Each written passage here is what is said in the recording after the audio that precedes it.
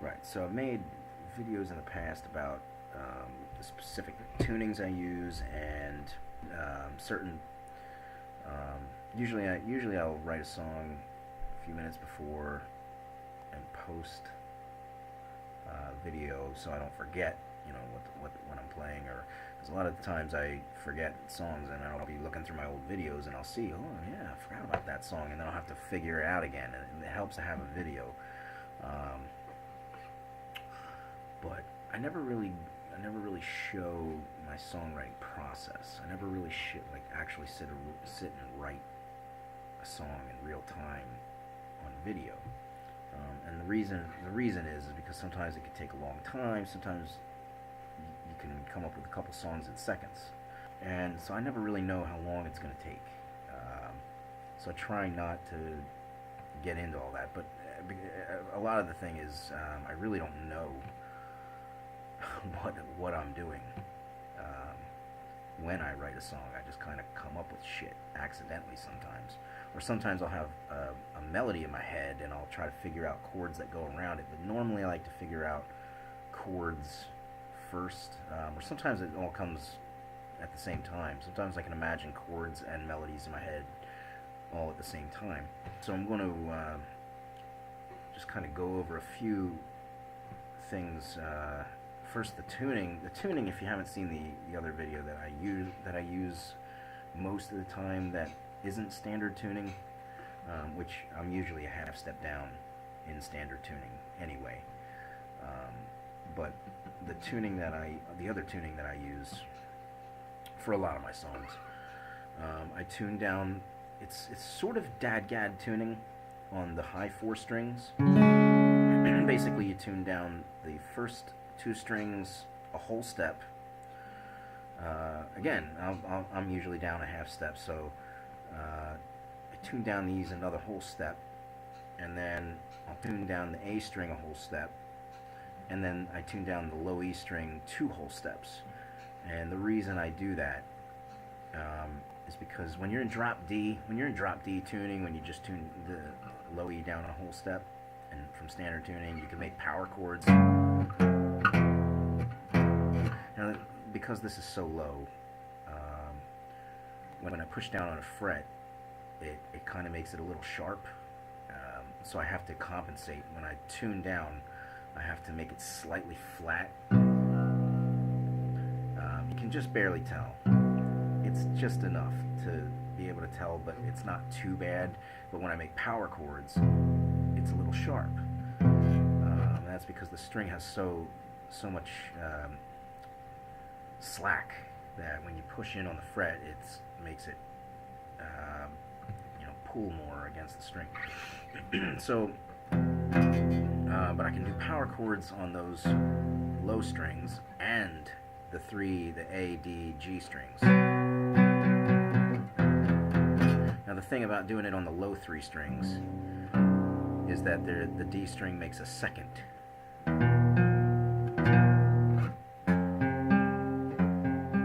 Or you can add the third to make a major chord, but so it kind of makes that second, which is useful sometimes, but a lot of the times I try to leave it out, especially when I'm doing crazy riffs or whatever, like Broken Henry, because I don't want to be, with all the seconds in there, like,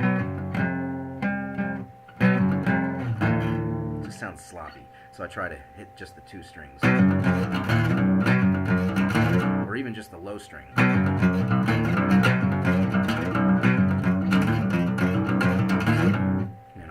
So when I'm actually writing a song in this tuning, the first thing you want to do is know what kind of chords you can and can't make, or what kind of chords sound good.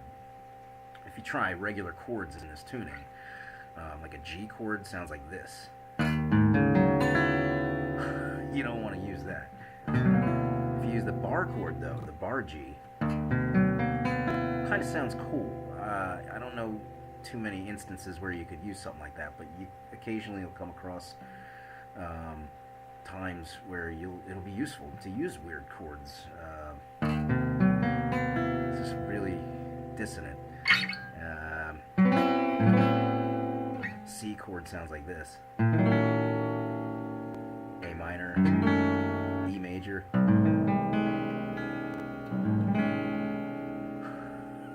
It's great.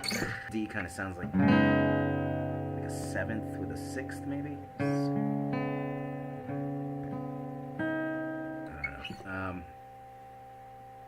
So you have to know like chord shapes that you can use. And in the last video where I talk about this tuning, I show you different chord shapes that I use. Like you can use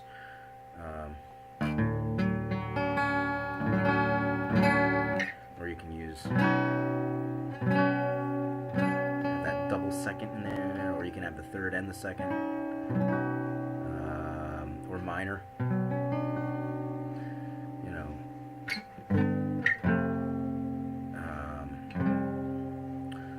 You just kind of have to play around a little bit and see what kind of chords are available.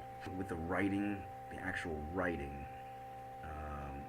normally it just takes messing around a lot, but I try to avoid using similar chord progressions to other songs, because there's a lot of songs on the radio where people use the same chord progressions over and over. I mean, I fall into that category. Sometimes I'll use popular chord progressions, but I'll come up with melodies that you don't usually hear over them. Or I'll try to change a chord. If I do a progression of like 4 chords and people expect me to go to that same progression of chords again the second time around, I'll try to change one of those chords. Like the last chord, I'll go to something completely different and just try to change, something on purpose, to be a little unexpected. So you kind of have to know what you're playing around with first.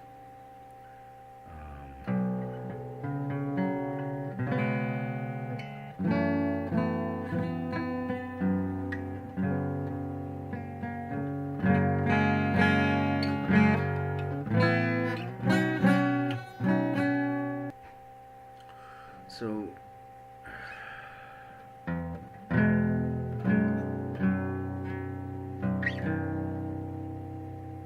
and that's something you can do too, is leave chords open and kind of move one note.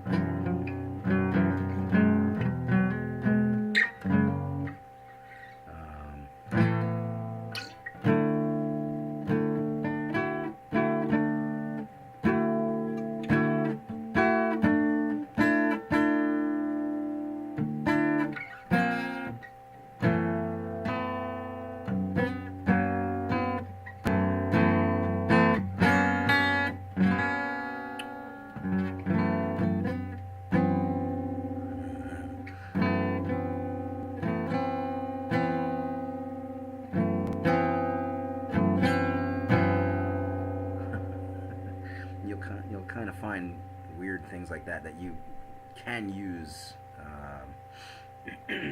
in certain songs, maybe as like an interlude between chorus and a verse, or it doesn't usually come in handy for a main, like a verse or anything,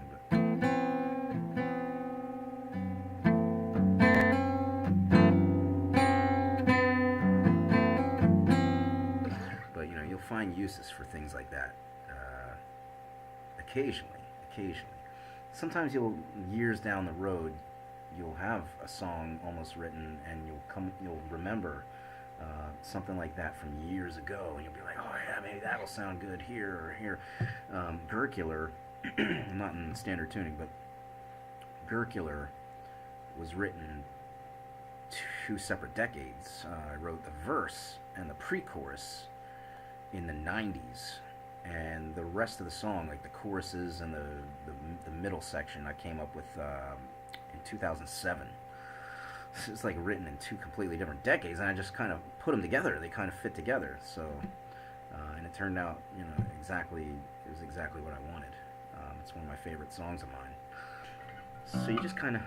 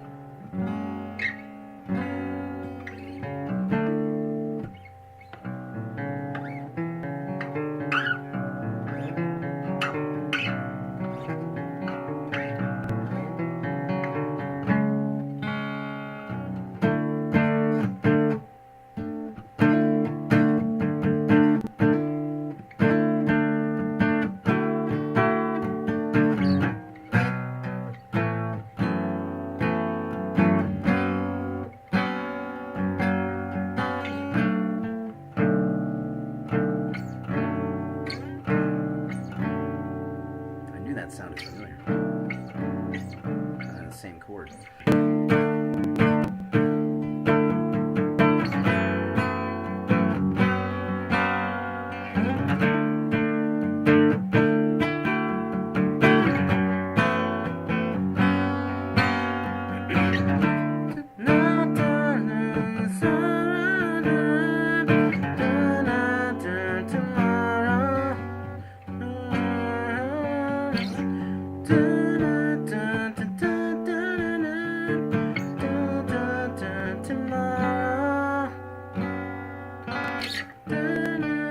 Lyrics I usually come up with last. That's like I don't even care about lyrics. Most of the time you hear me perform live, if you ever see me perform live, a lot of the times I don't even have lyrics for my songs. I just fake everything. Just say what feels like real words.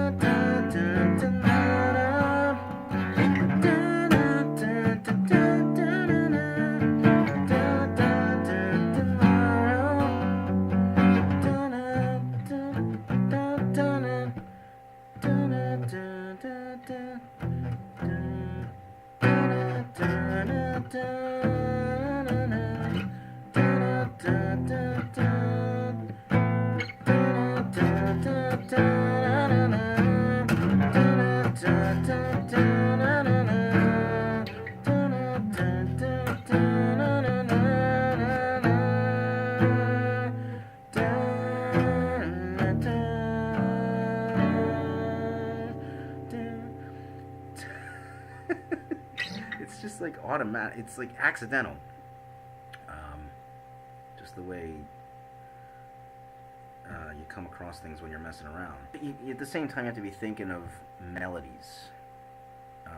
It's not all just accident.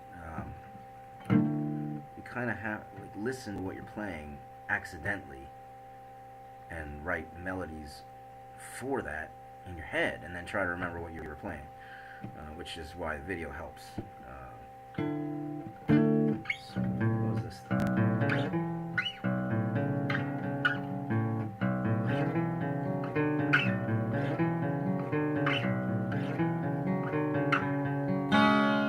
And that can kind of be like the intro.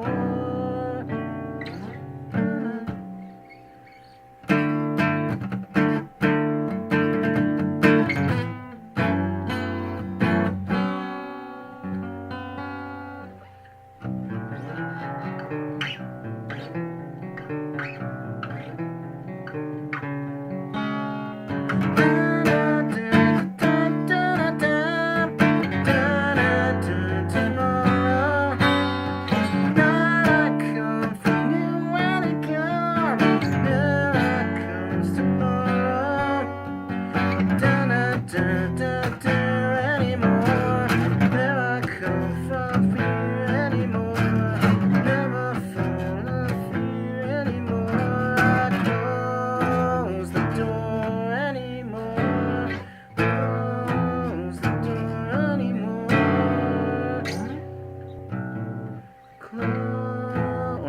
back into the intro. Close the door anymore. Close the door anymore. Instead of hitting the anymore. Close the door. Close the door anymore. Close the door anymore. Close the door anymore. Close the door anymore. Or maybe you'd have the two guitars in the recording. If it was a recording, I'd probably have. And you gotta think about that too. What you're gonna do live and what you're gonna do for recording, because it's different. It's not always the same. I mean, I was always in 3-piece bands. Most of the time, there was one band that was 4-piece, but most of the time I was the only guitarist. So I had to think about what I was gonna play live, and then come up with the shit that was gonna be on the recording that, would make up for sounds. So I would probably do this in the recording. I would have. Close the door, close the door anymore. And while I hit that chord, I would start the intro on another track. I don't know how I do that live. Close the door anymore. Whatever, however it goes. Like, so it would sound like.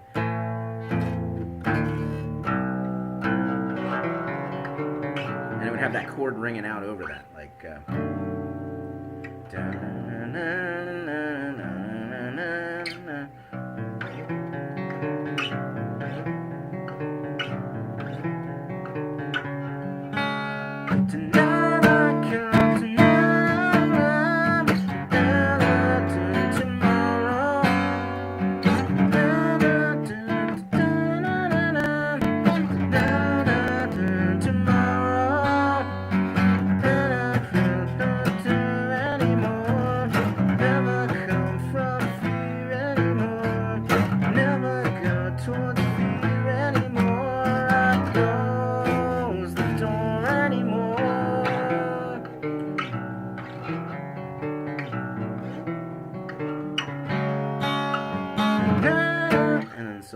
But then you have to come up with middle sections, and that's always the hardest part for me, because I try not to make it better than the rest of the song, but it's hard to make it hard to make it good enough for the rest of the song at the same time. The middle section is really where I struggle, and that's usually last. That's always what I write last, and a lot of the times it'll be a different day. Like, I won't worry about it that day. I'll usually record the song on YouTube as it is now. I would just like play the verse, chorus, and then I'd just leave it at that. And then later on, when I finish the song, I'll record the full version and do, re-upload it. Middle sections, yeah, I mean, that's really where you have to start messing around. It's like almost writing a new song, but you're just writing a riff that continues the song and just breaks up the monotony. Because you don't want to do the same thing 2 or 3 times without, something different happening. And that's why I don't like a lot of bands that just jam. These jam bands, like bands that get together and just like come up with shit at practice. They just like jam on a riff, because they never have changes in the songs. They have the same riff over and over again, the same chords for the whole song. Sometimes the choruses will be the same as the verse, and they won't even like change, because the reason for that is because everybody you start jamming on a riff, and then somebody sings over it, and that's just the whole song. Not everybody's gonna have the same changes in mind, or come up with the same key changes or chord changes, so they just jam on one riff, and it's like, I'd rather compose a song and then bring it to practice and be like, hey, what do you think of this, blah, blah, blah, blah. And then, everybody says, oh yeah, I like this, and I don't like that, and maybe we could do this differently, whatever. You gotta, I don't know, it's harder for me to jam. I don't know. But some bands, that's what they do, you know what I mean? You can do both, but you have to have structure. Otherwise, your song is just boring. And if I did that 3 times, I'd get bored of it. I would get bored of that. But it would be fun to play if the song was complete. You know what I mean? So thinking about middle sections, and I'll try to come up with something that I would do. I won't waste too much time because this video is getting pretty long. But so we've got the verse.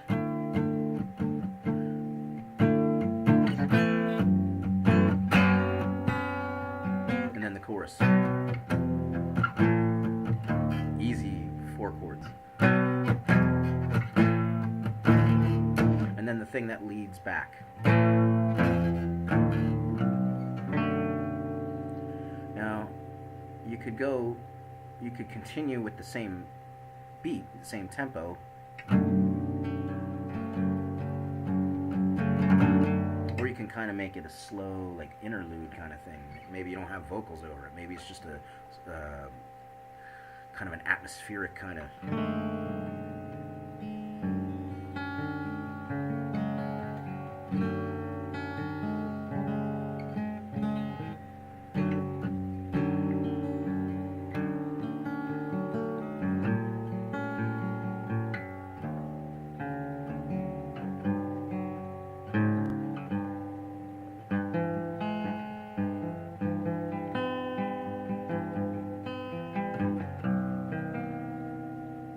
I don't know.